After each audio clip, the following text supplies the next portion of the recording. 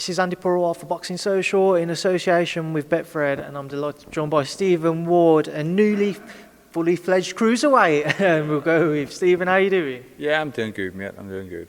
It's good to hear. Now, obviously, we're up here in Manchester. As I mentioned, your move up to cruiserweight is imminent. How does it feel to obviously step aside from light heavy? We've spoken previously about kind of how tough you found it getting down to it, but it was an opportunity you had to take with regards to the Golden Contract Tournament.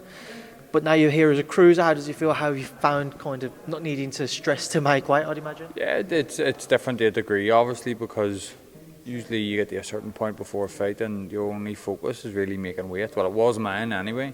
Yeah, it's good. I feel good. I physically feel good. I mentally feel good, which is the most important bit. And I'm enjoying it. I'm enjoying it so far. Making your cruiserweight debut next week, what should everybody anticipate to see from yourself? For myself, I'm just looking at good performance. I've been out of the ring for a while now. With everything that's going on, boxing took a bit of a back step everywhere. Was doing a bit of work.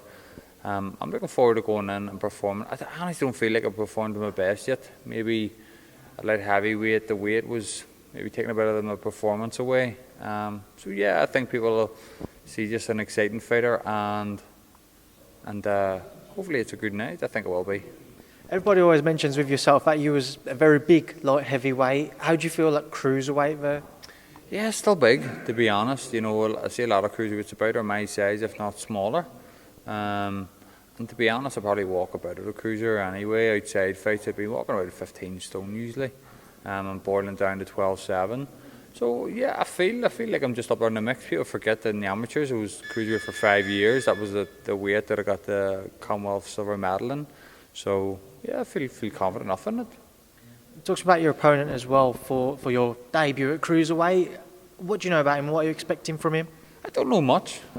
To be honest. Obviously cruiserweight wasn't a weight that I was looking much at. I've watched a few videos. He seems just like a rough, tough, come and get a type of fella. I don't really know too much. I haven't been focusing too much on him because obviously I'm still trying to get used to my own body at the cruiserweight now. So that's the main goal for me.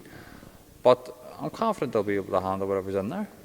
Boxing behind closed doors as well. How do you feel about that, and how much of a difference do you feel it will make on the night? It doesn't bother me at all. I don't think it'll make much of a difference. I'm saying that now. I could get there and realise, but I honestly don't. I've fought in empty shows and empty halls again before in the amateurs, so I think it can have an impact if you let it. But I'm not dwelling on it too much. It is what it is. And once you're in there and the bell goes, it won't matter.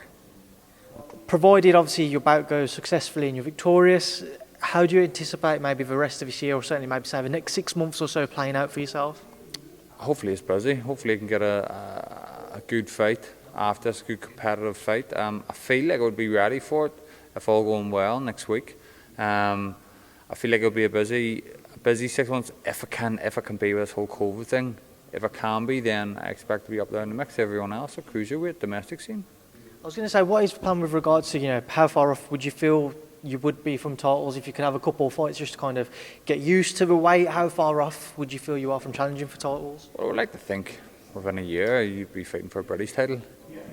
Within a year, a year being long in my expectations, but time will tell. Just want to quickly touch on a couple of other things whilst I've got you, Steve, and obviously Chantal Cameron getting ready for her own world title too. How's she been looking in camp? She's always flying. Chantal is strong as a bull. I'm looking forward to this here one because she has a great fight. You see her in here sparring. She's physically so strong for a female fighter, and she's hungry for it. So I can't wait to see her win it. Dave Allen, I know he's a man who he hasn't spent a lot of time down here because he's just been waiting for a date. But obviously he's teamed up with the team and with Jamie and what have you. He's out in Ukraine at the minute with Alexander Usyk. What do you make of that? What an opportunity that is. Like, I'm glad he jumped at that. That's class, isn't it? Who wouldn't want to go out there and spar, best in the world? And he's got a phone call for it, so it says a lot about the man. I have seen him in the gym. Seems a sound big fella, and he's funny, and he's a heart of gold as well. Obviously, he's out there sparring with Alexander Usyk. Usyk getting ready for his Usyk-Chisora bout. Just your thoughts on that one, Stephen, October 31st?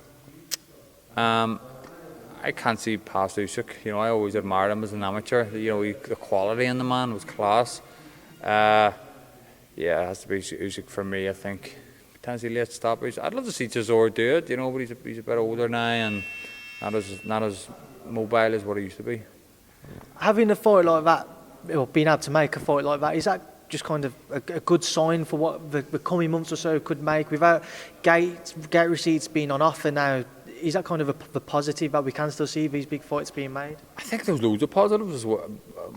Obviously, with the way the COVID went, it wasn't great, but there is positives because there's a lot more domestic fights happening that wouldn't have happened before. A lot more fighters in mainland England, Wales, Scotland, Northern Ireland, Ireland, they're all getting better opportunities now because people are having to look in their own towns to see who's about, who's available. So everyone's getting a turn out of it. So it's not the worst thing in the world, you know. It's helping the local fighters.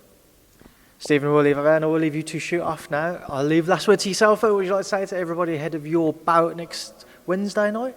Wednesday night, it's going to be weird fighting in the middle of the week, isn't it? But Wednesday night, tune in, it'll be exciting, and you'll see the best Stephen Ward. Stephen Ward, appreciate your time. Thanks for Speech Boxing Social. Cheers, mate.